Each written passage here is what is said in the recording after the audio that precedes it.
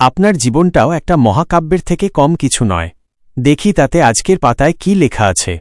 জীবনের মূল কাহিনীর পরিবর্তন করা না গেলেও ভবিষ্যৎ সচেতনতা এবং ছোট একটি প্রতিকার জীবনযুদ্ধে দৈবাস্ত্রের ভূমিকা পালন করে।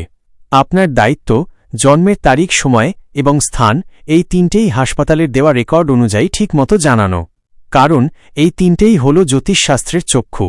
তখন আপনার বর্তমান এবং ভবিষ্যতের পাশাপাশি অতীতের শুভ অশুভ পরিস্থিতি তারিখ সহকারে শুনে মিলিয়ে নিজেই বুঝতে পারবেন যে প্রত্যেকটা জীবন শুরু থেকে শেষ পর্যন্ত দৈব। প্রতিটা যোগাযোগ দৈব, প্রতিকার এবং পরামর্শ তো অবশ্যই দৈব। ঈশ্বর গ্রহের মাধ্যমে যা করেন তা কোনো না কোনো মানুষের মাধ্যমেই করেন।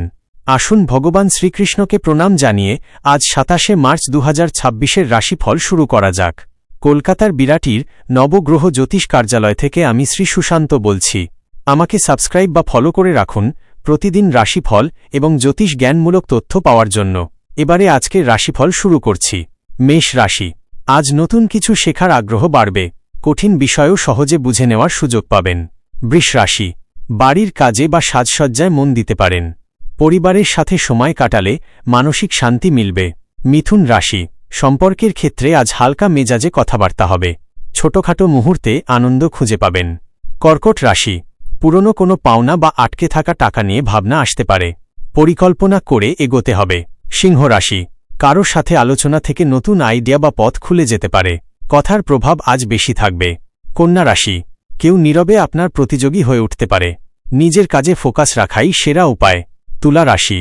দিনের মধ্যে একাধিক ছোটখাটো যাতায়াত হতে পারে, এতে কাজের গতি বাড়বে। বৃশ্চিক রাশি। শরীর ভালো থাকলেও মানসিক ক্লান্তি অনুভব করতে পারেন। বিশ্রাম নিলে ভারসাম্য ফিরবে। ধনু রাশি। সন্তানের কোনো কাজে গর্ব অনুভব করতে পারেন, তাদের সাফল্যে আনন্দ পাবেন। মকর রাশি।